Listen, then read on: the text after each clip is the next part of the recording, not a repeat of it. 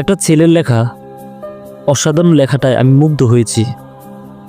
তোমাকে আমার লাগবে, তোমাকে আমার সবচেয়ে বেশি লাগবে বৃদ্ধ বয়সে। যৌবনে আমরা প্রচুর ঝগড়া করব, ঝগড়া করে প্রায় রাতেই না খেয়ে ঘুমাবো। বিছানায় দুদিকে দুজনে মুখ করে শুয়ে থাকবো, কেউ কারোর দিকে তাকাবো না, কথাও বলবো না।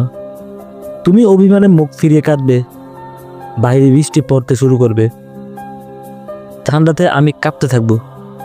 আমি ঘুমিয়েছি ভেবে তুমি চুপি চুপি আমার গায়ের উপর খাতা দিতে আসলেই ধরে ফেলবে তোমার হাত।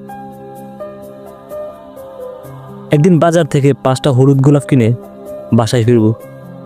হলুদ গোলাপ দেখে তুমি ভীষণ রেগে যাবে, রেগে গিয়ে জোরে জোরে নিঃশ্বাস ফেলবে তুমি। আমি তখন বুক পকেটের কোণা থেকে লাল টকটকে একটি গোলাপ বের করে তোমার হাতে দিব। তুমি আচমকাই হেসে ফেলবে। সেদিন একদিন অ্যাক্সিডেন্ট করে বাসায় ফিরবো, আমার কপালে রক্ত দেখে তুমি কেঁদে ফেলবে খুব।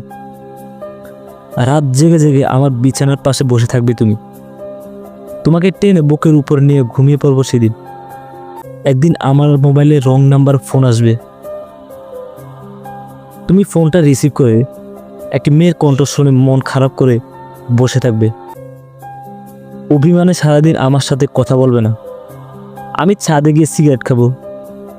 তুমি যখন বুঝবে নাম্বারটা রং ছিল, তখন দৌড়ে এসে আমার হাত থেকে সিগারেট নিয়ে ফেলে দিবে।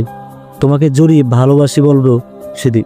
যৌবনে তোমাকে ভালোবাসার চাইতে ঝগড়াই বেশি করব। ঝগড়া করতে করতেই একদিন যৌবন থেকে বৃদ্ধাতে গিয়ে ঠেকবো। তোমার রক্ত জবাবের মতো মুখে বয়সের চাপ পড়ে যাবে।